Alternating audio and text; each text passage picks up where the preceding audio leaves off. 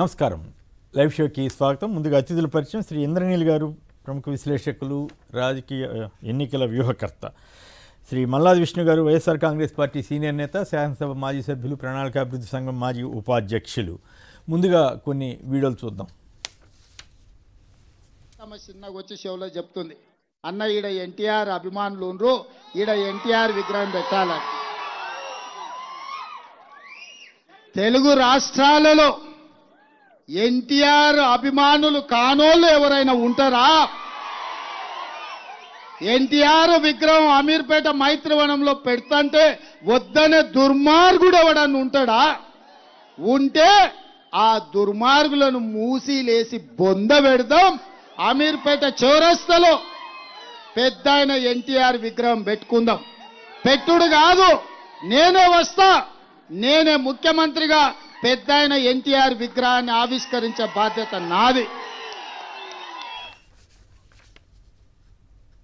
మిగతా వీడియోలు చూడటానికి ముందు ఇది ఆసక్తికరమైన స్టేట్మెంట్. గత కొద్ది రోజులుగా హోరాహోరీగా సాగుతున్న ప్రచార పర్వంలో రేవంత్ రెడ్డి గారు చేస్తున్న కొన్ని వ్యాఖ్యలు కాస్త ఆసక్తికరంగా ఉన్నాయి. ఆయన జూబ్లీహిల్స్లో డూ ఆర్ డై అన్నట్లుగా ఉప ఎన్నికను తమాషాగా తీసుకోవద్దని కూడా మంత్రులతోటి హెచ్చరించారట. మజ్లిస్కు రేవంత్ జీ హుజూర్ అని అయ్యారంటూ కిషన్ రెడ్డి వ్యాఖ్య. పేదలకో న్యాయం పెద్దలకో న్యాయమా అంటూ మంత్రులు చెరువుల్లో ఇల్లు కట్టుకుంటే ఎందుకు కోల్చలేదని కేటీఆర్ ప్రశ్న. ఈ కాగా ఒక సర్వే ఒకటి ప్రచారంలోకి వచ్చింది. కాంగ్రెస్ పార్టీ ఓడిపోయే అవకాశం ఉందంటూ, కేటీఆర్ బీఆర్ఎస్ గెలిచే అవకాశం ఉందంటూ. అయితే దాన్ని రేవంత్ రెడ్డి డిస్మిస్ చేసి అది ఫేక్ సర్వే జూబ్లీహిల్స్ ఉప ఎన్నికకి సంబంధించి కూడా వ్యాఖ్యానించారు. ఇంటెలిజెన్స్ సర్వేలో అయితే నమస్తే తెలంగాణ పత్రిక మాత్రం 5% వెనకబడ్డామని అన్నారని చెప్పి రాశారు.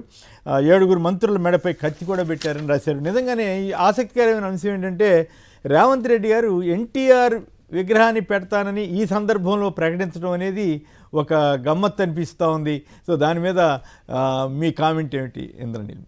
జనరల్గా కాంగ్రెస్కి వ్యతిరేకంగా ఒక ప్రాంతీయ పార్టీగా ఆవిర్భవించింది ఆ రోజున టీడీపీ పార్టీ. ఈ రోజున ఏ స్థాయికి వెళ్ళిపోయిందంటే 2018లో వాళ్ళిద్దరూ పొత్తు పెట్టుకున్న తర్వాత కనీసం డిపాజిట్లు కూడా దక్కని స్థాయికి వెళ్ళిపోయింది. మరలా అదే పరిస్థితి అయితే రిపీట్ అవుతుంది. ఇక్కడ హాట్ లైన్ అనే ఒక సబ్జెక్ట్ ఉంది కదా, ఎలా అంటే చంద్రబాబు గారు, వైఆర్ రేవంత్ రెడ్డి గారు రాహుల్ గాంధీ గారితో ఎప్పుడు టచ్లో ఉంటారు అనేదానికి ఇవన్నీ కూడా కొన్ని ఉదాహరణలు అనమాట. మీకు చూడండి, రేవంత్ రెడ్డి గారు ఇచ్చిన విందుకి అటెండ్ అయిన వైఎస్ఆర్సీపీ ఎంపీలు ఎవరూ కూడా కాంగ్రెస్ కూటమిలో జాయిన్ అయ్యి కాంగ్రెస్ను గెలిపించడానికి ప్రయత్నించాలి. అందరూ కూడా ఎన్డీఏ కూటమిలో జాయిన్ అయ్యి ఎన్డీఏ కూటమిని అధికారంలో తీసుకురావడానికి సాయశక్తులా కృషి చేశారు, అది సక్సెస్ అయ్యారు. అలాగే ఇప్పుడు టీడీపీ కానీ జనసేన కానీ ఎన్డీఏ కూటమిలో భాగస్వామ్యులుగా ఉండి కేంద్రంలో మంత్రి పదవులు కూడా తీసుకొని ఉన్నారు. కానీ వాళ్ళు బేషరతుగా ఇక్కడ బీజేపీకి మద్దతు తెలపడం కానీ బీజేపీతో కలిసి ప్రచారం చేయడం కానీ ఇక్కడెక్కడా కనబడట్లేదు. కేవలం ఏంటి అంటే, మనకు ఆ రోజున హెల్ప్ చేసిన రేవంత్ రెడ్డి గారి కోసం ఈ రోజున మనం హెల్ప్ చేయాలి అన్నట్టు టీడీపీ కానీ జనసేన కానీ స్తబ్దుగా ఉండటం లేదు. వాళ్ళ ప్రధానమైన ఓటర్లు ఈ వెంగళరావు నగర్ అవ్వచ్చు, వీళ్ళంతా వెళ్ళిపోయి కాంగ్రెస్కు మద్దతు తెలపటం, వాళ్ళు కూడా అదే తరహాలో ఇప్పుడు ఎన్టీఆర్ గారి విగ్రహాలు పెట్టడానికి ప్రపోజల్ పెట్టడం. సో ఈ అనైతికమైన పొత్తుల్ని ప్రజలు ఆస్వాదిస్తారా లేదా అనేది 2018లో కాంగ్రెస్ టీడీపీ పొత్తు పెట్టుకున్నప్పుడు ఒకసారి ప్రజలైతే చూపించారు. సో అవన్నీ సరే, చర్చ ఇవన్నీ జరుగుతూ ఉంటాయి, గెలుస్తారు, ఓడతారు, పొత్తులు ఇవన్నీ కూడా. నా ఆసక్తికరం ఏంటంటే, కాంగ్రెస్ ముఖ్యమంత్రి ఎన్టీఆర్, తెలుగుదేశం వ్యవస్థాపకుడు ఎన్టీఆర్ విగ్రహం గురించి అంత గట్టిగా మాట్లాడటం, వీళ్ళు ఈ మధ్యకాలంలో అంత ప్రాధాన్యత ఇచ్చారా ఎన్టీఆర్కి అనేది ఒకటి. మరోవైపు తెలుగుదేశం వాళ్ళు కూడా కాంగ్రెస్ నేతలకి ఆ రకమైన ప్రాధాన్యత ఇస్తున్నారు. కేవలం ఎలక్షన్ల కోసం ఇచ్చే స్టంట్స్ సార్. 42% బీసీ ఓటర్స్ అవ్వచ్చు, లేదు ఆల్ ఆఫ్ సడన్ అజారుద్దీన్ గారికి ఒక మినిస్ట్రీ పదవి ఇవ్వటం, అలాగే ఇప్పుడు కమ్మ సామాజిక వర్గం ఓటర్లు కూడా ఒక 17,000 మంది వరకు ఉన్నారు కాబట్టి ఆ సామాజిక వర్గపు మద్దతు తీసుకోవడం కోసం ఎన్టీఆర్ గారి విగ్రహం పెడతాము అని ప్రపోజల్ పెట్టడం అవ్వచ్చు. ఇవన్నీ కూడా జూబ్లీ హిల్స్ ఎలక్షన్ ఏ విధంగా అయినా దక్కించుకోవాలి అని. మరి చంద్రబాబు గారు కూడా అక్కడ అట్లాగే కాంగ్రెస్ నేతలకు గౌరవాన్ని ఇస్తున్నారా? అంటే ఇస్తున్నారా అంటే, కాంగ్రెస్ అయితే వారి కోసమే పనిచేస్తుంది అనేది అయితే చాలా క్లియర్గా ఉంది సార్. కాంగ్రెస్ ప్రెసిడెంట్ కానీ వైఎస్ రాజశేఖర గారి విగ్రహాలు ఇన్ని ధ్వంసం చేయటం ఇవన్నీ చాలా జరిగినాయి కదా, లేదా పేరు మార్చడాలు ఇవన్నీ జరిగినాయి కదా అక్కడ. అలాగే పోలవరానికి కూడా ఇందిరాగాంధీ పేరు వైఎస్ రాజశేఖర గారు పెడితే తీసేసినట్టున్నారు కదా. తీసేశారు. అటువంటిప్పుడు ఇక్కడ కాంగ్రెస్ వాళ్ళ నేతలకేమో అక్కడ అట్లాంటి గౌరవం జరుగుతుంది. ఇక్కడ రేవంత్ రెడ్డి గారు ఒక నటుడుగా ఆయన్ని ఎన్టీఆర్ గారిని చేశారా, లేకపోతే రాజకీయ నాయకుడిగా చెప్తున్నట్లా? ఒక రాజకీయ నాయకుడిగానే చెప్తున్నట్లు అదే సార్, ఇది చాలా క్లియర్గా ఏంటంటే ఒక అనైతికమైన పొత్తులు, అనైతికమైన అంటే వాళ్ళ విధి విధానాలు ఏంటి, మన పార్టీకి మనం ఏ స్టాండ్లో ఉండాలి. నేషనల్ కాంగ్రెస్ కూడా రేవంత్ రెడ్డి లాంటి వాళ్ళని ఈ విధంగా ఉండాలి మన కాంగ్రెస్ పద్ధతిలో అని చెప్పలేకపోతుంది. మోరోవర్ ఏంటంటే ఫస్ట్ ఆఫ్ ఆల్ ఇతను కాంగ్రెస్ వాది కాదు మొన్నటి వరకు, రీసెంట్గా జాయిన్ అయ్యి ముఖ్యమంత్రి అయ్యే వరకు. అంటే ఫస్ట్ నుంచి కాంగ్రెస్లో ఉంటే కాంగ్రెస్ విధానాలు ఏంటి, కాంగ్రెస్ కోసం కష్టపడిన వాళ్ళు ఎవరు, కాంగ్రెస్ ఈ స్థాయిలో ఈరోజు ఉండడానికి కారణం ఎవరో తెలిసేది, అది తెలియకపోవడం కూడా కారణం ఉండొచ్చు. రైట్. విష్ణు గారు మీరు కూడా కామెంట్ చేస్తారా? తమాషాగా అనిపించింది నాకు, అందుకని అడుగుతున్నాను. సంక్షిప్తంగా మీ కామెంట్ ఏమని చెప్తారా? అంటే ఏం లేదు సార్, అది పొలిటికల్ స్టంటే సార్. ఎందుకంటే అక్కడ జూబ్లీ హిల్స్ సీటుని గెలుచుకోవాలి అనే పట్టుదలతో ఉన్నటువంటి తరుణంలో అక్కడ తెలుగుదేశానికి సంబంధించినటువంటి ఓట్లు ఎటుపక్క మొగ్గు చూపితే అటు విజయం వచ్చినటువంటి పరిస్థితి ఉంది. అది ఒక అజారుద్దీన్ గారిని క్యాబినెట్లో తీసుకోవాలని చెప్పని ఒక డెసిషన్ కానీ, అలాగే ఎన్టీ రామారావు విగ్రహం అంటే కొంత అక్కడ ఒక 5% 6% ఎంతో వెనకబడి ఉన్నటువంటి పరిస్థితి.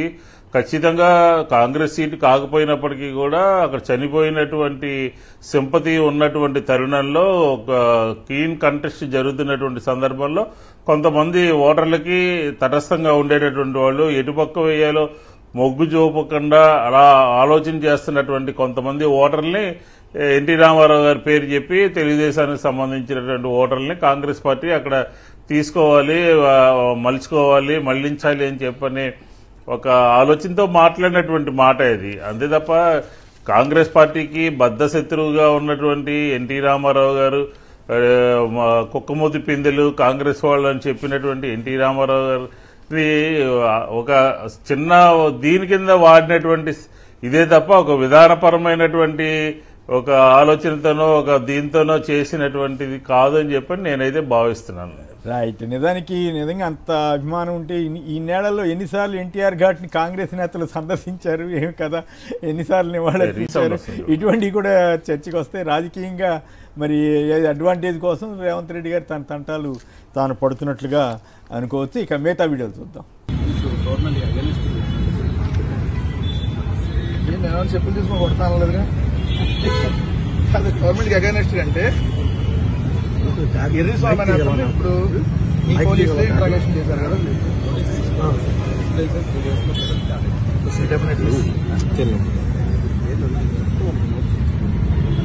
ఒక్క బెల్ట్ షాప్ వాడి మీద కేసు పెట్టలా, ఒక్క బెల్ట్ షాప్ వాడికి నీ తీసుకెళ్లి బొక్కలో ఇలా. కానీ వైఎస్ఆర్ కాంగ్రెస్ పార్టీకి సంబంధించినటువంటి వాళ్ళు లేదంటే కొంతమంది యూట్యూబర్స్, ఎందుకంటే దాంట్లో యూట్యూబర్లు కూడా ఉన్నారు, యువా టీవీ అని, సో చూసాను దాంట్లో వాళ్ళందరి మీద కేసులు పెట్టి, అలానే మా అధికార ప్రతినిధిగా ఉన్నటువంటి శ్యామల గారు, సో వీళ్ళందరి మీద కేసులు, సోషల్ మీడియాలో యాక్టివ్గా ఉండేటటువంటి నవీన్ అని, లేదంటే అవుతు శ్రీధర్ రెడ్డి, ఇట్లా అందరి మీద కేసులు పెట్టి ఈరోజు నోటీసులు ఇచ్చారు. 3 రోజుల్లో వివరణ ఇవ్వాలంట. నేను అడుగుతున్నా, 3 రోజుల్లో వచ్చి మేము వివరణ ఇవ్వడానికి సిద్ధంగానే ఉన్నాం, మీకు కూడా టైం ఇస్తాం. ఏ బెల్ట్ షాప్ వాడిని అరెస్ట్ చేస్తారు? 3 రోజులు కావాలా, 30 రోజులు టైం కావాలా? ఇది సూటిగా ప్రభుత్వాన్ని అడుగుతున్నాం. మీ కేసుల గురించి ఎవడు భయపడేవాడు లేడు, ఎన్ని కేసులు పెట్టినా ధైర్యంగా ఎదుర్కోవడానికి ఉన్నాం. రైట్. ఇది చాలా ఆశ్చర్యంగా ఉంది. విష్ణు గారు చెప్పండి, మీరు అక్కడే ఉంటారు కదా, నిజంగానే ఆ పరిస్థితి ఉందా? అంబేద్కర్ విగ్రహాన్ని అంత భారీ ఎత్తున బ్రహ్మాండంగా జగన్ గారి గవర్నమెంట్లో తీసుకొచ్చారు, మొత్తం చుట్టూరా కూడా ఏదో విజ్ఞాన కేంద్రం కూడా పెట్టాలని ప్లాన్ చేశారు. ఆ రకంగా జరుగుతున్న దాన్ని జనరల్గా కంటిన్యూ చేయాలి తప్ప ఈ రకంగా నిజంగానే అట్లా పాడు చేయటం, నగరం మధ్యలో ఉన్నటువంటి అంత పెద్ద బ్రహ్మాండమైనటువంటి స్థలాన్ని, నిజమేనా అదంతా కూడా? అదంతా కూడా 100% కరెక్ట్ సార్. ఎందుకంటే ఏపీఐసిని కొంతసేపు విజయవాడ నగరపాలక సంస్థ అని చెప్పని, తర్వాత ఈ రాష్ట్ర ప్రభుత్వం రకరకాలుగా డిపార్ట్మెంట్లంతా మార్చిన తర్వాత అది అసలు దాన్ని బాగు చేస్తే 10 మంది వచ్చి చూస్తే చుట్టుపక్కల ఉన్నటువంటి ప్రజల్లో, లేకపోతే రోజు చూసేటటువంటి ప్రజల్లో, ఇతర రాష్ట్రాల నుంచి వచ్చేవాళ్ళు, టూరిస్టులు, వీళ్ళందరికీ ఎవరు కట్టారు అని చెప్పని ఆ బోర్డు, జగన్మోహన్ రెడ్డి గారి బోర్డు కనపడితే ఆయన హయాంలో జరిగిందా అని చెప్పని ముందు వచ్చినటువంటి ప్రభుత్వం వచ్చినటువంటి వెంటనే బోర్డు తీసేశారు, అధికారికంగానే తీసేశారు. అక్కడ పనిచేసేటటువంటి స్టాఫ్తో చెప్పి చేయించేశారు. అట్లాగే దాదాపుగా 60-70 మంది స్టాఫ్ అందరికీ కూడా 10 నెలలుగా జీతాలు ఇవ్వట్లేదు. వాళ్ళు ప్రతిరోజు కూడా అక్కడ ధర్నా చేస్తా ఉన్నారు, మా జీతాలు చెల్లించండి అని చెప్పని. అంటే ఏంటంటే ఈ ప్రభుత్వము భయపడుతోందన్నమాట. ఎప్పుడో ఎన్నికల్ని దృష్టిలో పెట్టుకుని ఇప్పటి నుంచే ప్రతి విషయంలోనూ కూడా ప్రభుత్వము భయపడేటటువంటి పరిస్థితి అయితే కనపడతా ఉంది. ఎందుకంటే ఇది అసంపూర్తిగా ఉండిపోయింది అనమాట. వెనకాల ఇందాక మీరు ప్రస్తావించినట్టు విజ్ఞాన కేంద్రం కానీ, లేకపోతే కొన్ని ఫంక్షన్స్ చేసుకోవడానికి కొన్ని సంబంధించినటువంటి హాల్స్ కానీ, ఇట్లా రకరకాలుగా ఒక పెద్ద మోడల్గా దాన్ని జగన్మోహన్ రెడ్డి గారి శ్రద్ధతో తీర్చిదిద్దారనమాట. ఈ ప్రభుత్వం వచ్చిన తర్వాత కనీసం రాష్ట్ర ప్రభుత్వం నుంచి అంబేద్కర్ గారి జయంతులకు కానీ, వర్ధంతులకు కానీ మంత్రులు రావటం కానీ, లేకపోతే కలెక్టర్లు, ఎస్పీలు, ఐఏఎస్లు వచ్చి దానికి సంబంధించినటువంటి గౌరవిస్తూ దండలేయడం కానీ ఈ సంవత్సరన్నర కాలంలో ఎక్కడ కూడా జరగలేదు. ఎందుకనంటే అక్కడ వెళ్లి దాన్ని మాన్యుమెంట్ లాగా ఉన్నటువంటి ప్రాంతాన్ని ప్రజలందరూ కూడా గౌరవిస్తే జగన్మోహన్ రెడ్డి గారికి పేరు వస్తుందని చెప్పని ఏకైక లక్ష్యంతో వాళ్ళు భయపడతా దాన్ని పూర్తిగా నిర్వీర్యం చేస్తా ఉన్నారు. ఈ మధ్య కంప్లీట్ చేయండి పర్వాలేదు. ఈ మధ్య కొంతమంది వైఎస్ఆర్ కాంగ్రెస్ పార్టీ వాళ్ళు వెళ్లి దాని మీద చూడటం జరిగింది, లాయర్లు వెళ్లి చూడటం జరిగింది, ప్రజా సంఘాలు వెళ్లి ఈ రకమైనటువంటి పరిస్థితి ఈ రకంగా కొనసాగుతుంది అక్కడ అని చెప్పడం జరిగింది. అది అందరూ కాకుండా అక్కడ స్థానికంగా ఉన్నటువంటి అందులో పనిచేసేటటువంటి వారందరూ కూడా నిరాహార దీక్షలు చేస్తా ఉన్నారు. అక్కడ నిరసన తెలియజేస్తా ఉన్నారు. జీతాలు ఇవ్వండి, జీతాలు ఇవ్వకుండా అక్కడ దాన్ని పాడుపెట్టేటటువంటి ప్రయత్నం ప్రభుత్వం చేస్తుంది. ఇది స్పష్టంగా కనపడుతుంది. ఈ విధానాన్ని మార్చుకోవాల్సినటువంటి అవసరం ఉంది. కనీసం కట్టింది కాపాడుకోలేనటువంటి పరిస్థితిలో ఈ ప్రభుత్వం ఉంది. బాబాసాహెబ్ అంబేద్కర్ గారి యొక్క దాన్ని రక్షించలేనటువంటి పరిస్థితిలో ఈ ప్రభుత్వం ఉందంటే దాన్ని బట్టి మనం అర్థం చేసుకోవచ్చు ఈ ప్రభుత్వం ఎంత స్థాయికి దిగజారిపోయిందో. నేను మొన్న ఇందాక ఎక్కడో చదివాను ఒక వార్త. అక్కడ చంద్రబాబు గారు జిల్లాకి వెళ్ళి నేను అభివృద్ధి చేస్తే తర్వాత విధ్వంసం చేస్తున్నానని చెప్పి, కానీ ఆయన చెప్పేది వాస్తవమా కాదనేది ఇప్పుడు ఇది ఒక్కడ అంబేద్కర్ విగ్రహం చూస్తే సరిపోతుంది. జగన్ గారు అంత బ్రహ్మాండమైనటువంటి రీతిలో అక్కడ విజ్ఞాన కేంద్రాన్ని ఏర్పాటు చేస్తే దాన్ని మెయింటైన్ చేయలేక విధ్వంసానికి పాల్పడుతుంది చంద్రబాబు గారి ప్రభుత్వం అని జనం అనుకోరా? మరి ఎందుకు? పైగా మేము దళితులను ఉద్ధరిస్తాం ఇదని చెప్తుంటారు. వాళ్ళంతా ఎక్కువగా ప్రజలందరికీ రాజ్యాంగానికి సంబంధించినటువంటి అంశంలో అంబేద్కర్ గారంటే గౌరవం ఉంటుంది. అందులో కూడా రిజర్వేషన్ల ఇష్యూ వచ్చింది కాబట్టి ఆయా వర్గాలు, నిమ్న వర్గాలు వాళ్ళంతా కూడా మరింత అట్రాక్ట్ అయ్యేటువంటి పరిస్థితి, వాళ్ళంతా ఆరాధించే పరిస్థితి. అలాంటి విజ్ఞాన కేంద్రాన్ని విధ్వంసం చేస్తున్నటువంటి చంద్రబాబు గారు నేను అభివృద్ధి కాముకుండని చెప్పుకుంటే ఏం ప్రయోజనం ఉంటుంది? ఆయన వైఖరి ఇప్పటికైనా మార్చుకుంటే మంచిదని చెప్పాలి. అభివృద్ధి విధ్వంసం. విశాఖపట్నంలో 5 బిల్డింగ్లకి బ్రహ్మాండంగా కడితే వాటిని వాడుకోకుండా వాటిని విధ్వంసం చేసే ఆలోచన చేస్తోంది చంద్రబాబు గారి ప్రభుత్వం అని అనుకోవాలి. ఇప్పుడు అట్లాగే అంతకంటే ఘోరం. ఆయన పక్కనే ఉన్న విజయవాడ సెంటర్లో నడిబొడ్డునున్నటువంటి అంత బ్రహ్మాండమైనటువంటి సెంటర్ని కూడా విధ్వంసం చేస్తూ ఎదుటి వాళ్ళ మీద విధ్వంసం ఆరోపణలు చేస్తుంటారు. ఇక వాళ్ళకి సంబంధించిన పత్రికలు జగన్ గారికి అది ఇది అని నానా అంతా చెత్తంతా రాసి అబద్ధాలు ప్రచారం చేస్తున్నారు. ఇది చాలా దారుణంగా అనిపించట్లేదా? సంక్షిప్తంగా మీరేమంటారు? ఇది ఒకటే కదా సార్ ఇన్సిడెంట్. మీరు ఈస్ట్ గోదావరి అటు సైడ్ వెళ్తే రీసెంట్గా ఈ 15 నెలల పరిపాలనలో పదే దళితుల మీద జరుగుతున్న దాడులు కూడా, అంటే ఆ దాడులు చేసిన వాళ్ళ మీద తీసుకునే చర్యలలో కూడా ఈ ఉదాసీనత అనేది చాలా ఎక్కువగా కనబడుతుంది. యాడాన్గా ఇప్పుడు చూపించారు కదా, అదైతే ఇప్పుడు పార్టీలకు అతీతంగా పార్టీలకి ఏం సంబంధం అసలు అంబేద్కర్ గారి విషయం వచ్చేసరికి ఈరోజు మనం మాట్లాడగలుగుతున్నామన్నా ఎవరైనా ఏ హక్కులు అయితే ఉండేవో అవన్నీ కూడా రాజ్యాంగంలో ఆయన యొక్క మనకిచ్చిన రైట్స్. అలాంటి వ్యక్తికి అదే అగౌరవం అనే చెప్పాలి. అంతే కదా, అగౌరవం కదా. రైట్. ఆ పత్రిక ఒక పత్రిక ఆయన తన దీంట్లో అన్యాయంగా జగన్ గారి మీద అంత దారుణంగా రాయటాన్ని మీరు ఎట్లా చూస్తారు? అంటే ఫస్ట్ ఆఫ్ ఆల్ ఏంటంటే సార్, ఒకప్పుడు ఓన్లీ అంటే మీడియా అంతా ఒక పార్టీకి ఫేవర్గా ఉంటాం. ఈరోజు సోషల్ మీడియా కానివ్వండి, లేదు కొన్ని మీడియా ఛానల్స్ పదే వాళ్ళు వక్రీకరించి రాసిన తర్వాత కూడా వాస్తవాలు ఏంటి అనేది ప్రజలకు తెలియపరచడం ద్వారా ఏంటంటే ఆ ఉక్రోషం అది తట్టుకోలేక ఏంటంటే ఆ ఉక్రోషంతో రాస్తున్నవే కానివ్వండి. అంటే జగన్మోహన్ రెడ్డి గారు చేసిన మేలేంటి, డెవలప్మెంట్స్ ఏంటి, తెచ్చిన కంపెనీలు ఏంటి, ఆ పోర్ట్లు అవ్వచ్చు, ఆ ప్రాజెక్ట్స్ అవ్వచ్చు, రెన్యూబుల్ ఎనర్జీస్ అవ్వచ్చు, అవన్నీ వాస్తవాలు తెలిసిపోతుంటే ఒకప్పుడు ఏంటి ఎవరో తెచ్చిన దానికి, ఎవరో శంకుస్థాపన చేసిన దానికి నేనే తెచ్చాను అని డంకా కొట్టుకునే స్థాయి నుంచి ఈరోజు డంకా కొట్టుకున్న తర్వాత కొట్టుకున్న గంటలోపే అప్పుడు అదే ప్రాతిపదిక అయితే మరి చంద్రబాబు గారు, లోకేష్ గారు చాలా చోట్ల ఫోటోలు దిగారు కదా, వాళ్ళు కూడా కేఆర్ దగ్గర ఇంకో చోట ఇంకో చోట దిగుతారు సార్. జగన్ గారు మెడికల్ కాలేజీ బిల్డింగ్ దగ్గర ఫోటో దిగితే అదే తప్పు ఎట్లా అవుతుంది? అదే నేను చెప్తున్నా, వీళ్ళు ఏదైతే వ్యాధి అని ఎట్లా రాస్తాడు, దుర్మార్గం. మెడికల్ కాలేజ్ లేదని రాశారు కదా. అందుకే అతనికి అంత కులగజ్జి అనేటువంటి అభిప్రాయం వచ్చేలాగా ప్రజలు సోషల్ మీడియాలో రాయించుకుంటున్నాడు. అయినా కూడా వాళ్ళు ఏం ఫీల్ కావట్లేదు. అది గొప్పతనం ఏంటంటే నాకైతే చేదరేసింది, ఏమిటి ఇట్లా ఇంత నీచంగా కూడా ప్రజలకు కూడా కలిగింది సార్. ఇప్పుడు మనుషులు నీచంగా మారకూడదు. ఏదన్నా అభిమానం ఉండొచ్చు ఎవరి మీదైనా కానీ నీచంగా రాజకీయంగా విమర్శించవచ్చు, విధి విధానాల మీద లేదు, చెయ్యని డెవలప్మెంట్ మీద అడగచ్చు. ఆత్మ గురించి రాసిన ఈయనకి ఏ జబ్బు ఉందనేది చెప్పాలి. ఇప్పుడు ఆత్మతో మాట్లాడారని పచ్చి అబద్ధాలు రాసిన ఈయనకి ఇంకేం జబ్బు ఉందో అనుకోవాలి. ఈ పనిలో పని ఏంది ఈనాడు వారిది ఏదో ప్రకటన చూసి అందరూ ఆశ్చర్యపోతున్నారు. ఏంటిది పత్రిక మొత్తంగా కానీ ఏది ఎటువంటి హక్కు లేకుండా తెల్లవారుదామని వాట్సాప్ గ్రూపుల్లో ప్రచారం అవుతుంది కదా, వాళ్ళకే వాళ్ళ వార్తలు ప్రచారం అవుతాయి కదా. First of all sir, digital rights wise digital కాపీని కట్ చేసి సోషల్ మీడియాలో సర్క్యులేట్ చేస్తున్నారు. వాళ్ళ మీద అన్నారు. ఫస్ట్ ఆఫ్ ఆల్ వాళ్ళు నిజాలు రాస్తే ఆ భయం ఉండదు. అవును. రెండోది ఏంటంటే సార్, ఇంకొన్ని రోజుల్లో ఇది ఫస్ట్ ప్రకటన ఓన్లీ డిజిటల్ మీద వచ్చింది. కొన్ని రోజులు ఉంటే నాకు వస్తున్న అనుమానం ఏంటంటే మా పేపర్ కొనుక్కున్న వాళ్ళు మాత్రమే చదవండి, అందులో ఉన్న వార్తలు ఇంకోళ్ళకి చెప్పొద్దు, మీ వరకే అర్థం చేసుకొని మీ వరకే ఉంచుకోండి తప్పితే మీరు ఇంకోళ్ళకి చెప్పడానికి కూడా రైట్స్ లేవని చెప్పినా చెబుతారు. అంటే నాకు అనుమానం వచ్చింది ఏంటంటే కొందరు అంటాం గతంలో ఇప్పుడు ఉదాహరణకి నకిలీ మద్యం కేసు ఉంది, 1000 బెల్ట్ షాప్లోనే వాళ్ళే రాశారు. అది వార్త, అది అక్కడ వరకే పరిమితం అయి ఉండేదేమో. కానీ జనం ఇప్పుడు సోషల్ మీడియా వచ్చిన తర్వాత అవన్నీ బయటకు వస్తున్నాయి. బయటకు వచ్చి ఈనాడు వార్తలు కూడా ప్రభుత్వాన్ని, కూటమి సర్కార్ని ఇబ్బంది పెడుతున్నట్టు అనిపిస్తుందేమో.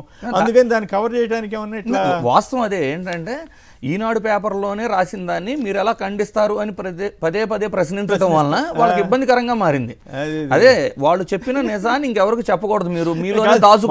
అయితే ఇప్పుడు నేను ఏదైనా కామెంట్ చేశాను అనుకోండి, మంచిగా చెడు జనంలోకి వెళ్తుంటే ఆ ఫోన్లే జనంలోకి వెళ్తుందానికి సంతోషపడతారు. కానీ ఎవరైనా నిజాలందరూ తెలియడానికే కదా సార్ పర్పస్. చివరికి ఆ పరిస్థితికి వాళ్ళే భయపడుతున్నారు అనమాట ఈ లెక్కన. రైట్. కర్షకుడిపై బాబు సర్కార్ కర్కశం, తుఫాను కకావికలమైన కనికరం చూపని కూటమి ప్రభుత్వం. కష్టకాలంలో అన్నదాతలను గాలికి వదిలేసి CM Chandrababu London tour. Cricket match వీక్షణ కోసం తనయుడు లోకేష్ ముంబైకి. అట్లాగే జగన్ గారు ఎప్పుడు 4వ తారీఖు వెళ్తారా? మీ ధాన్యం కొనం, మిల్లర్లకు నచ్చితే వాళ్ళు ఇచ్చే రేటుకు అమ్ముకోండి అంటూ ఉచిత సలహాలు. నిజంగానే ఈ పరిస్థితి చాలా ప్రమాదకరం కదా విష్ణు గారు. సార్ ఇప్పుడు ఫస్ట్ ఏంటంటే పొలిటికల్గా విమర్శ, తర్వాత ధాన్యం కొనుగోలులో ప్రభుత్వం వ్యవహరిస్తున్నటువంటి తీరు. రాజకీయ పరంగా ఏంటంటే ఈరోజు కూడా జగన్మోహన్ రెడ్డి గారు తుఫాన్ అప్పుడు ఇక్కడ ఉన్నప్పటికీ కూడా ఎన్యూమరేషన్ జరుగుతుందనో లేకపోతే ఇంకో కారణంగానో 4 రోజుల్లో తిరగచ్చు అని చెప్పిన ఉద్దేశంతో రేపు 4వ తారీఖున కృష్ణా జిల్లాలో పర్యటిస్తూ ఉన్నారు. 3 నియోజకవర్గాల్లో పెనమలూరు, మచిలీపట్నం, పెడన నియోజకవర్గాల్లో జగన్మోహన్ రెడ్డి గారి పర్యటన ఉంది. ఈ సందర్భంగా ఏంటంటే రాష్ట్ర అధినేతలు ఈ రాష్ట్రంలో తుఫాను వచ్చినటువంటి సందర్భంలో తుఫాను తీరం దాటిన వెంటనే ఒకళ్ళేమో లండన్ వెళ్ళడం జరిగింది, ఒకళ్ళేమో క్రికెట్ సంబంధించి చూడటం కోసం బొంబాయి వెళ్ళారు లోకేష్ గారు. అసలు ఇది ఎంత దారుణమైనటువంటి విషయం అంటే రైతాంగము ఈరోజు మొత్తం అంతా కూడా లక్షల ఎకరాల్లో 3.5 లక్షల ఎకరాల్లో మొత్తం అంతా కూడా పంట కుదేలైపోయి ఇన్సూరెన్స్ లేక పండినటువంటి పంటకి ధాన్యం కొనుగోలు చేసేటటువంటి వారు లేక మిల్లర్లు లేక ఉచిత సలహా ఇస్తున్నారు. మిల్లర్లకి నచ్చితే అని చెప్పారు. జగన్మోహన్ రెడ్డి గారి ప్రభుత్వంలో ఆ రకంగా కాదే, ఖచ్చితంగా తేమ శాతం ఎంత ఉన్నప్పటికీ కూడా ఈ రేటుకి కొనాల్సిందే అని చెప్పని అధికారులు పంపించి ప్రతి జిల్లాకి అబ్జర్వర్స్ని పంపించి ధాన్యాన్ని కొనుగోలు చేయడం జరిగింది. ఈ సంవత్సరాల కాలంలో ఆ రకమైనటువంటి పరిస్థితులు ఎక్కడున్నాయి? రైతు కుదేలైపోయినటువంటి పరిస్థితి ఉంది. రైతుకి ఇన్పుట్ సబ్సిడీ లేదు, పంట నష్టం లేదు, ఇన్సూరెన్స్ లేదు, ధాన్యం కొనుగోలు చేసేటటువంటి పరిస్థితి లేదు. రైతాంగం అంటే 62%, 64% మంది జీవించేటటువంటి రైతాంగానికి, మరీ ముఖ్యంగా ఆంధ్రప్రదేశ్ అంటే అన్నపూర్ణగా పిలిచేటటువంటి పరిస్థితుల్ని ఈరోజు ఈ సర్కారు పూర్తిగా నిర్లక్ష్యం చేస్తా ఉంది, పట్టించుకోవట్లేదు. రైతాంగానికి ఏ రకంగా చేపట్టుకుని నడిపించాలి, ఆర్బీకేల దగ్గర అవన్నీ ఒక ఎత్తు అయితే మీ తుఫాను పరిహారం అడిగితే కావాలంటే నష్టపరిహారం కావాలంటే మీ ధాన్యం కొనం అంటే కాస్తి కుస్తి పంట మిగిలితే కొనమని చెప్తే రైతులు ఎక్కడికి పోవాలి? దళారుల చేతిలో ఇదైపోతారు కదా, దెబ్బతింటారు కదా. ఒక బాధ్యతాయుతమైన ప్రభుత్వం ఇట్లా చేయొచ్చా అన్నదే నా ప్రశ్న. అవును సార్, అదే ఇప్పుడు దగ్గరుండి మిల్లర్లతో కొనిపించాల్సినటువంటి ప్రభుత్వమే ఆంక్షలు పెట్టడము, కొనము అని చెప్పడము ఇది చాలా విడ్డూరంగా కనిపిస్తూ ఉంది. ఎందుకంటే అసలే రైతు ఇబ్బంది పడి ఉన్నాడు. కాస్త కూస్తో పడినటువంటి పంటని మిల్లర్లకి ఎలాగా వాళ్ళకి నచ్చిన విధంగా అమ్ముకోండి, వాళ్ళు నచ్చితేనే కొనుక్కుంటారని చెప్పి ప్రభుత్వమే చెబుతా ఉంటే వాళ్ళకి మిల్లర్లకి దారి చూపించినట్టు, తక్కువ రేటుకి లేకపోతే ఇష్టానుసారంగా కొనుక్కోవడానికి ఒక దారి చూపించినట్టుగా అయిపోద్ది. ఇది సరైనటువంటి విధానం కాదు. ఖచ్చితంగా రాష్ట్ర ప్రభుత్వము అందరి దగ్గర కూడా మొత్తం ఎంతైతే ధాన్యం ఉందో ఆ ధాన్యం అంతా కూడా రాష్ట్ర ప్రభుత్వమే కొనాలి. ఎందుకంటే గత సీజన్లో ఇక్కడ కొనకపోతే తెలంగాణ ప్రాంతానికి వెళ్లి అమ్ముకున్నటువంటి పరిస్థితులు కూడా చూసాం మనం. అలాంటిది పునరావృతం కాకుండా, అలాంటి తిరిగి మళ్ళీ ఆ విధమైనటువంటి ధోరణి రైతాంగం అవలంబించకుండా రాష్ట్ర ప్రభుత్వం ఇంటర్వ్యూన్ కావాలని చెప్పని కూడా వైఎస్ఆర్ కాంగ్రెస్ పార్టీ కోరుతా ఉంది. రైట్, ఇక ప్రధాన అంశాల్లోకి వెళ్దాం, చర్చలోకి. దేవుడా మరో ఘోరం. మొన్న తిరుపతి, నిన్న సింహాచలం, నేడు శ్రీకాకుళం జిల్లా కాశీబుగ్గ వెంకటేశ్వర ఆలయం. కార్తీక ఏకాదశి రోజున తొక్కిసలాట, 9 మంది మృతి, 20 మంది గాయాలు నిన్న జరిగింది. ప్రైవేట్ పేరుతో పలాయనం, అది ప్రైవేట్కి సంబంధించింది, మాకు తెలియదు అన్నట్టుగా ప్రభుత్వం వారు చెప్పటం. ఆలయ పరిస్థితులపై అధ్యయనం చేస్తామని ఆనం రామనారాయణ రెడ్డి గారు, మంత్రి గారు చెప్పటం. అలాగే గుడిమెట్లపై గుండె ఘోష అని రాశారు. అయితే పోలీసుల వైఫల్యం లోపల ఎక్కడో కనపడకుండా వేశారు. ఇప్పుడు అవన్నీ బయట పెడుతున్నారని చెప్పి డిజిటల్ హక్కులని అంటున్నారు. ఏం పాడు ప్రైవేట్ పేరుతో పలాయనం అని అంటున్నారు. ప్రైవేట్ ఆలయాల్లో భక్తుల భరోసా తమ బాధ్యత కాదన్నట్లు చెబుతున్నారు. ఇక ఆసుపత్రులను ప్రైవేట్ పరం చేస్తే ప్రజారోగ్యం తమ బాధ్యత కాదని చేతులు దులుపుకోరా అంటూ ఎవరో ఒక ఆయన వాసం అంట, ఆయన వారు జస్ట్ నో అంటూ ఆయన ఒక ఆసక్తికరమైన వ్యాఖ్య చేశారు. ఇక తొక్కిసలాట నుంచి దృష్టి మళ్లించేందుకే జోగి రమేష్ అక్రమ అరెస్ట్. నకిలీ మద్యం తయారు చేస్తూ టీడీపీ నాయకులు అడ్డంగా దొరికిపోయారు. పక్కా ఆధారాలున్నా కూడా వారిని కూటమి సర్కార్ అరెస్ట్ చేయట్లేదు. ఆ బురదను వైసీపీకి అంటించేందుకు కుట్ర, వైసీపీ నేతల ఆగ్రహం. ఆపద్బాంధవుడు సిదిరి అప్పలరాజు పలువురు ప్రాణాలు కాపాడిన మాజీ మంత్రి, ఆయన సహచర్యల్లో వెంటనే పాల్గొని డాక్టర్ అవటం కూడా కొంత అడ్వాంటేజ్ అయింది. ప్రభుత్వ నిర్లక్ష్యమే మా వాళ్ళ ప్రాణాలు బనుగొంది. ఘటన తర్వాత తీరిగ్గా పోలీసులు రాక ఇది ముమ్మాటికి ప్రభుత్వ వైఫల్యమే అన్న జగన్. నకిలీ మద్యం కేసులో జోగి రమేష్ అరెస్ట్. ఆయన సోదరుడు రామును అదుపులో తీసుకున్న పోలీసులు. ఏమార్చి కుతంత్రం, పక్కా కుతంత్రం. ప్రభుత్వ వైఫల్యంతోనే కాశీబుగ్గ ఆలయంలో తొక్కిసలాట, 9 మంది భక్తుల దుర్మరణం. దీని నుంచి ప్రజల దృష్టి మళ్లించేందుకే డైవర్షన్ డ్రామా అంటూ కథనాన్ని ఇచ్చారు.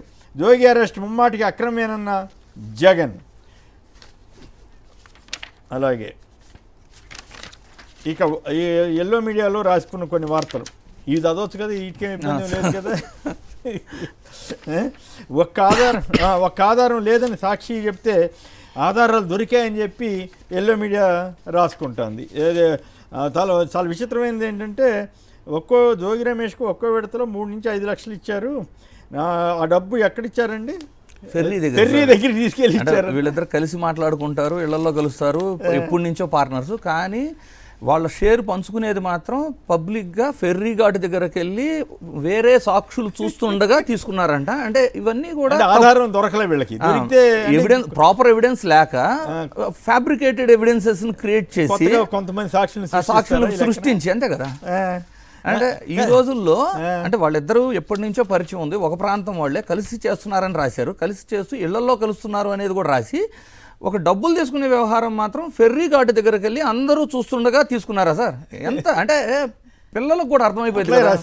రాశారు సార్, చాలా క్లియర్గా రాశారు సార్. ఫస్ట్ ఆఫ్ ఆల్ కొన్ని అంటే సబ్జెక్ట్లో కాశీబుగ్గ ఆలయం, జోగి రమేష్ అరెస్ట్, ఈ రెండుకి మధ్య ఉన్న కనెక్షన్ ఏంటి? Diversion politics. Obviously diversion politics sir. అయితే ఫస్ట్ కాశీబుగ్గం దగ్గరికి వెళ్తే ఇది ప్రైవేట్ ఆలయం అన్నారు కదా సార్. అంటే ఫస్ట్ ఆఫ్ ఆల్ ఇది ప్రైవేట్ అవ్వచ్చు, గవర్నమెంట్ అవ్వచ్చు, ఒక సమూహం కానీ కొంచెం గ్యాదరింగ్ జరిగే ఏరియాస్లో government has to arrange the law and order. అంటే శాంతి భద్రతలు కానివ్వండి, రద్దీ, అన్ని విషయాల్లోనూ గవర్నమెంట్ ఇన్వాల్వ్ అవ్వాలి.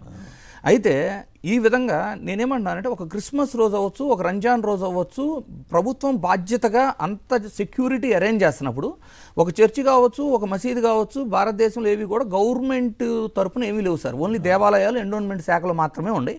మరి చర్చిలకి, మసీదులు ప్రైవేటు అయినప్పుడు వాళ్ళకి ఇస్తున్న సెక్యూరిటీ ఇది ఒక ప్రైవేట్ గుడి అని చెప్పి చెబుతున్నారు చూడండి. హిందువుల మీద ఎందుకు ఈ పార్టీకి అంత వివక్ష? First thing.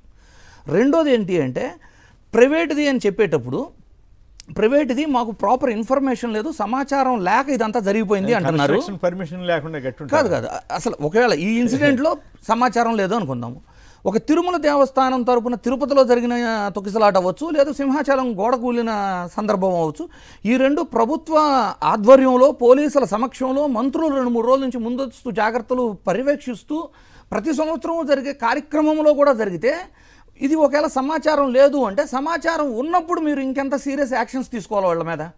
ఇక్కడ సమాచారం లేదు అనే కారణంతో ఒక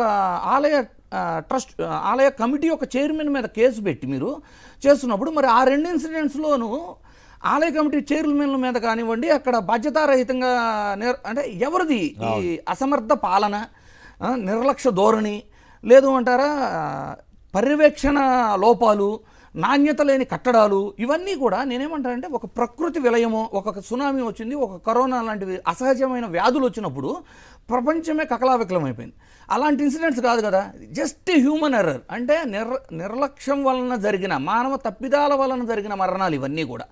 ఇలాంటి ఇన్సిడెంట్స్ ఆయన ఏమని చెప్పారు, కరోనా టైంలో నేనుంటే కరోనా మన రాష్ట్రంలోకి వచ్చేదా తమ్ముళ్ళు అని అడిగారు. ఈ ఇన్ని మానవ తప్పిదాల వలన జరుగుతున్న మరణాలు చూస్తుంటే ఆ రోజునగా ఆయన సీఎంగా ఉంటే ఆంధ్రప్రదేశ్లో ఎవరు బతుకుండేవాళ్ళు, ఎవరు చనిపోయేవాళ్ళు అనే సందేహాలు కొత్తగా వస్తున్నాయి.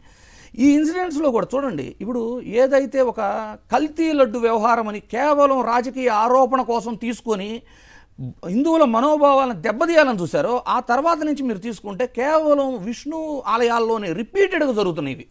మీకు తిరుమలలో జరిగిందా, సింహాచలంలో జరిగిందా, ఈరోజు కాశీబుగ్గలో జరిగిందా, మధ్యలో శ్రీకుర్మంలో తావేళ్ళు చనిపోయినాయా, ఏమంటారు మనకి తిరుమలలో దూడలు ఆవులు చనిపోయినాయా, దగ్గర 200 సరిపోతే చనిపోలేదని చెప్పి తర్వాత బుకాయించి తర్వాత రిపోర్ట్ రూపంగా 191 చనిపోయినాయి, అది వ్యాధి వలన చనిపోయినాయి అని చెప్పారు.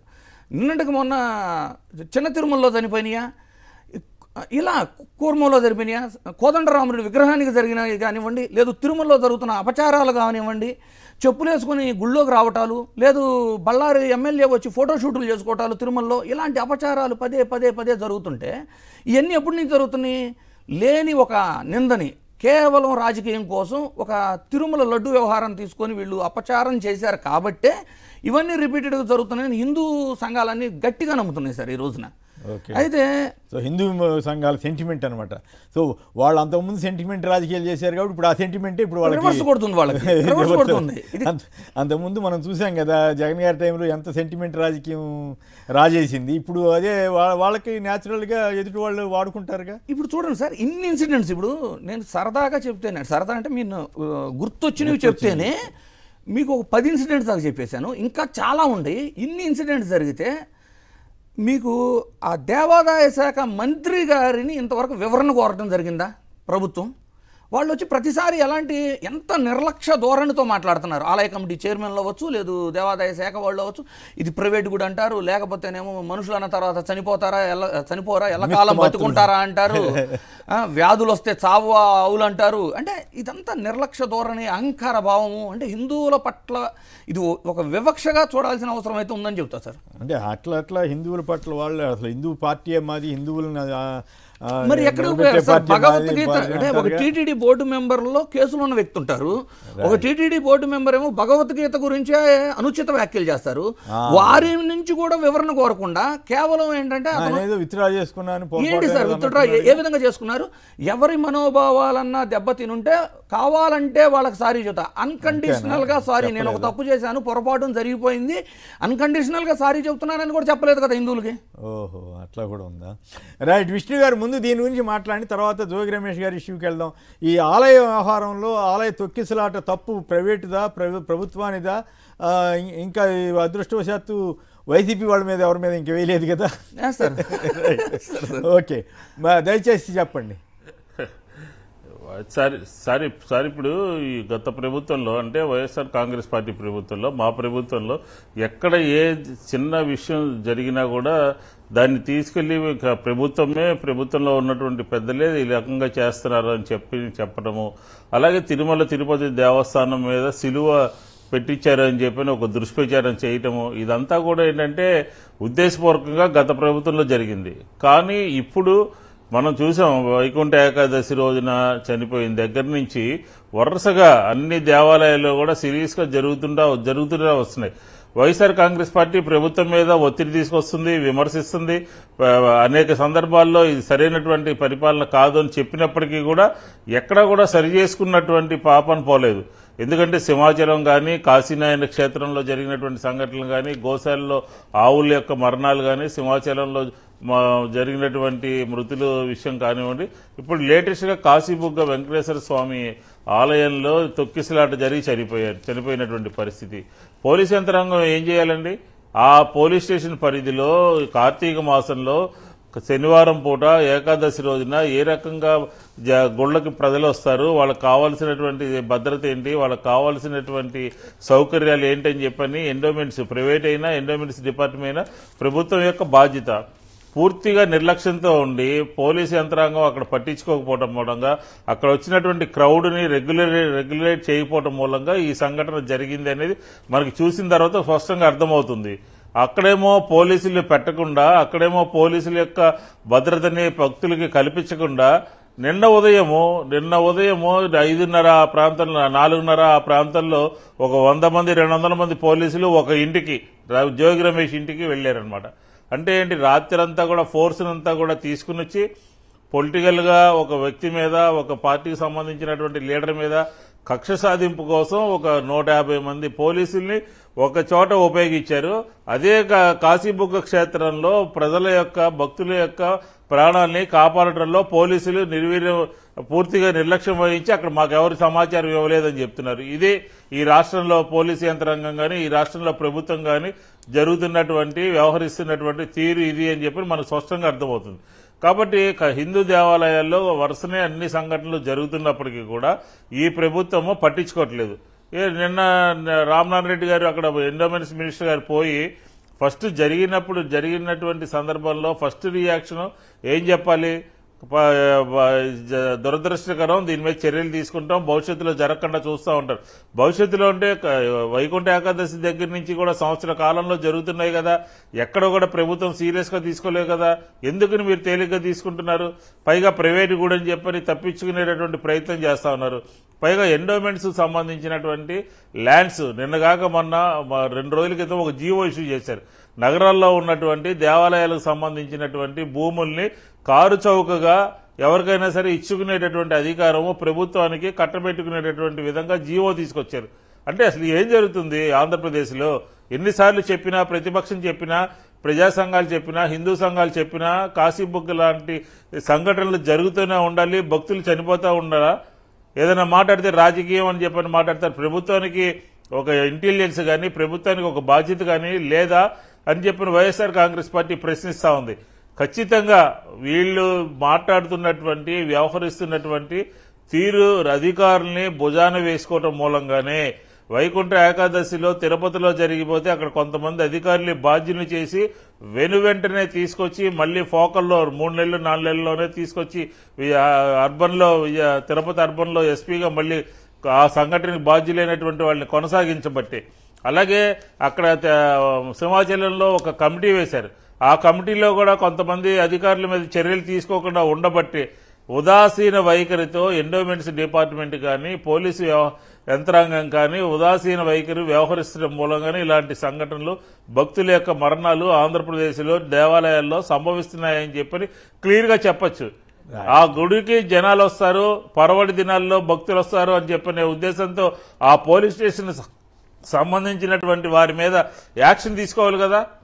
యాక్షన్ తీసుకుంటేనే కదా ఇంకోసారి సంఘటన జరగకుండా ఉండేది.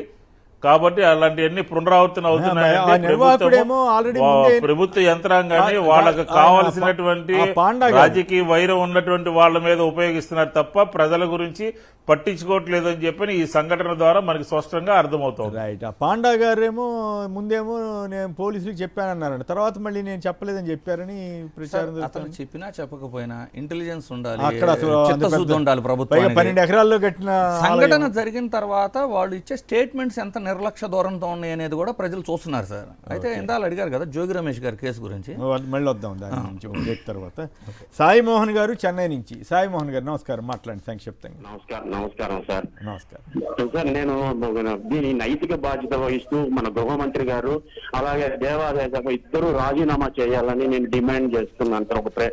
ఒక పౌరుడిగా, చెన్నై వాసిగా ఇది చాలా ప్రభుత్వం వైఫల్యం అని నేను అనుకుంటున్నాను sir. Okay, right. Bharatiya Janata party వారే నోరు మెదపట్లేదు. మామూలుగా అమ్మో హిందూ మతం అని చెప్పేవాళ్ళు మాట్లాడతలేదు కదా ఇంతవరకు ఎక్కడ అసలు. పైగా వాళ్ళు సమర్థిస్తున్నారు కొన్ని విషయాల్లో. ఆ తిరుపతిలో ఒక ఆయన ఎవరు ఉంటాడు కదా, అచ్చంగా తెలుగుదేశం ఏం చెప్తే దాన్ని భజన చేసే కార్యక్రమం. మరి బీజేపీ వాళ్ళకి ఇప్పుడేం మతం కనపట్లేదు, ఏమి కనపట్లేదు. తమాషాగా ఉంది వ్యవహారం. రాజకీయం అంటే అధికారం అట్లా ఉంటుందేమోనండి. ఏమార్చే తంత్రం పక్కా కుతంత్రం, పచ్చ మీడియా దందా, అందుకే సీట్ అండా అంటూ అనేక వార్తలు వచ్చాయి. సో ఓవరాల్గా సరే, ఎల్లో మీడియా ఏ రకంగా మద్దతు ఇస్తూ రాస్తూ ఉంది, నిజంగా ఆధారాలు ఉన్నాయా? జోగి రమేష్ గారికి నకిలీ మద్యం దందాతో నిజంగా ప్రభుత్వాన్ని అప్రతిష్ట పాలు చేయాలని ఎవరైనా ప్రయత్నం చేస్తారా?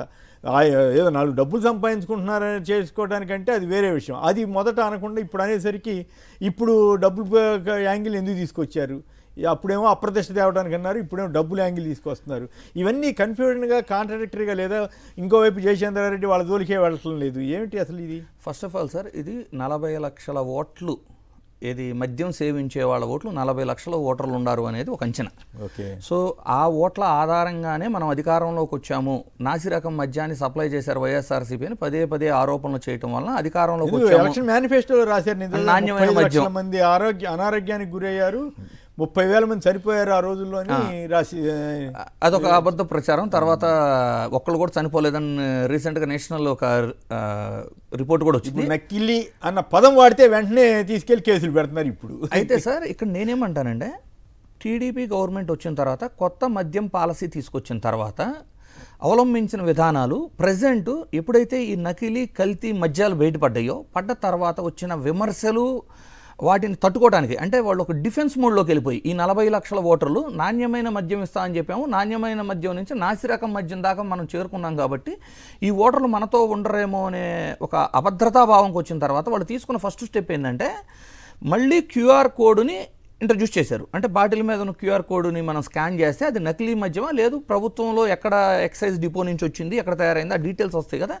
అంటే నాకున్న సందేహం ఏంటంటే, అసలు క్యూఆర్ కోడ్ను తీసేయాల్సిన అవసరం ఎందుకు వచ్చింది? నకిలీ మద్యమా ఒరిజినల్ మద్యమా తెలిపే ఛాన్స్ ఉన్న క్యూఆర్ కోడ్ని మీరు ఎందుకు తొలగించారు? ఫస్ట్ గవర్నమెంట్ వచ్చిన తర్వాత, అంతకుముందు వైఎస్ఆర్సీపీ గవర్నమెంట్లో ఉంది సార్ అది.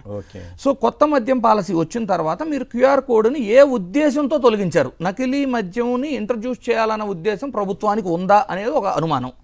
రెండోది, అట్లా ఉంటుందిలే కానీ అట్లా పనిగట్టుకుని అట్లా కదా సార్, ఈ రోజున నకిలీ మద్యమేది ఒరిజినల్ మద్యమే తెలుసుకోవడానికి క్యూఆర్ కోడ్ ఉంది, అది ఇదివరకు కూడా ఉంది, మధ్యలో ఎందుకు తీసివేశారు? ఇది కూడా అంతవరకే ప్రశ్నించండి. సరే, జోగి రమేష్ గారు ఆరోపణ చేసి మళ్ళీ అనవసరమైన కాదు కదా సార్, జోగి రమేష్ గారు చెబితేనే క్యూఆర్ కోడ్ కూడా తొలగించారా? జోగి రమేష్ గారు చెబితేనే రాష్ట్ర వ్యాప్తంగా ఇప్పుడు బెల్ట్ షాపులు నిర్వహిస్తున్నారా? జోగి రమేష్ గారు చెబితే కానీ ఇప్పుడు బెల్ట్ షాపుల నిర్వహణని కంట్రోల్ చేయలేరా? అంటే ప్రతిపక్షంలో ఉన్న జోగి రమేష్ గారు ప్రభుత్వంతో ఇన్ని పనులు చేయగలుగుతున్నారా? మరి రెండోది, నిన్న ఈరోజు సార్ పేపర్లో, అంటే టీడీపీ వాళ్ళ పేపర్లో చాలా క్లియర్గా ఎఫ్ఐఆర్ యొక్క ఇన్ఫర్మేషన్ కూడా అక్కడ ఇచ్చారు. ఏమని ఇచ్చారు? జయచంద్రారెడ్డి అండ్ వాళ్ళ బావమరిది గిరిధర్ వీళ్ళిద్దరూ కూడా ఫస్ట్ ఒప్పుకోలేదు, తర్వాత ఒప్పుకున్నారు అని చెప్పారు. రైట్, అంటే విత్ ఎక్విప్మెంటు అవన్నీ మద్యంతో సహా దొరికినాయి అక్కడ. అంత ఎవిడెన్సెస్, లైవ్ ఎవిడెన్సెస్, కంటికి కనపడే ఎవిడెన్సెస్ ఉండి ఫస్ట్ ఒప్పుకోలేదు తర్వాత ఒప్పుకున్నారు అని ఎఫ్ఐఆర్లో మెన్షన్ చేసి కనీసం వాళ్ళ జోలికి వెళ్ళారా, వాళ్ళని అరెస్ట్ చేశారా, వాళ్ళని ప్రశ్నించారా? ఎందుకు వెళ్ళట్లేదు? ఎందుకు ముంబైలో పోయిన ఫోన్ ఎట్లా రికవరీ చేయడానికి కూడా ప్రయత్నం చేసినట్లుగా వార్త ఏముండవు? ఎందుకుండవు అంటే, ఈ 40 లక్షల మంది ఓటర్లకు ఫస్ట్ ఏంటంటే ఇది వైసీపీ చేసింది, టీడీపీ ఇన్వాల్వ్మెంట్ లేదు. పొరపాటున జయచంద్రారెడ్డిని అరెస్ట్ చేసినా ప్రశ్నించినా అది పేపర్లో రాస్తే టీడీపీ వాళ్ళ ఇన్వాల్వ్మెంట్ ఉంది అని తెలియగానే ఇది ఇప్పుడు జనార్దన్ రావు ఆయన జయచంద్రారెడ్డి టికెట్ ఇచ్చినప్పుడు పక్కనే ఉన్నారు.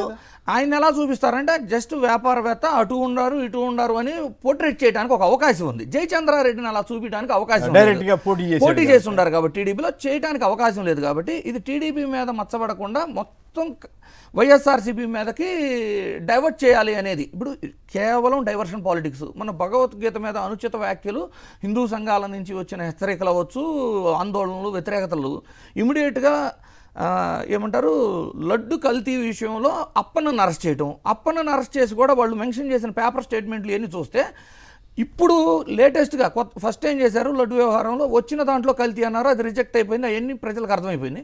2022లోనే కొత్త వాటి నుంచి లంచాలు తీసుకున్నా అన్నారు. లంచాలు తీసుకొని ఉంటే అవినీతి కేసు అవ్వాలి, కానీ కల్తీ అని చెప్పి హిందువుల మనోభావాలతో ఎలా ఆడుకుంటారు సార్? అవును. అంటే ఇప్పుడు కూడా అంటే అది జరిగిన నెక్స్ట్ డే కేసు జంతుకోవు కలిసిందన్న దాని మీద, లేక కల్తీ జరిగిందన్న దాని మీద, లేకపోతే అవినీతి అనే కదా. ఇప్పుడు అవినీతి జరిగితే దాన్ని అవినీతి కింద ట్రీట్ చేయండి, హిందువుల మనోభావాల జోలికి వెళ్ళొద్దు అంట నేను. సిమిలర్గా ఇప్పుడు కూడా చూడండి, అక్కడ భగవద్గీత ఇన్సిడెంట్ ఇమీడియట్గా అప్పన్న గారు అరెస్ట్, మళ్ళీ ఇప్పుడు శ్రీకాకుళంలో ఇన్సిడెంటు ఇమీడియట్గా జోగి రమేష్ గారు అరెస్ట్. ఫస్ట్ ఆఫ్ ఆల్ ఏంటంటే డైవర్షన్ పాలిటిక్స్కి ఇచ్చే ఇంపార్టెన్స్ ప్రజాపాలన మీద లేదు అనేది అయితే నా వాదన. రైట్. విష్ణు గారు.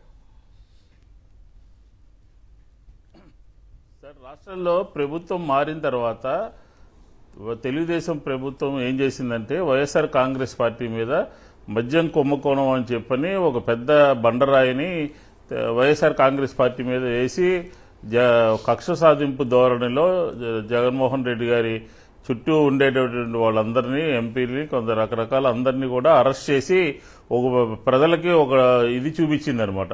మద్యం కుంభకోణం చేశారు గత 5 సంవత్సరాల్లో, అది ఇదని చెప్పని ఒక అబద్ధపు ప్రచారాన్ని తీసుకొచ్చి వైఎస్ఆర్ కాంగ్రెస్ పార్టీ మీద వేసింది. అలాంటి తరుణంలో, అలాంటి సందర్భంలో ఆంధ్రప్రదేశ్లో మొలకల చెరువులో ఒక కల్తీ మద్యానికి సంబంధించి ఒక ఇష్యూ బయటపడింది అనమాట. బయటపడినప్పటికీ ప్రభుత్వం యొక్క ప్రతిష్ట మసకబారిపోయింది.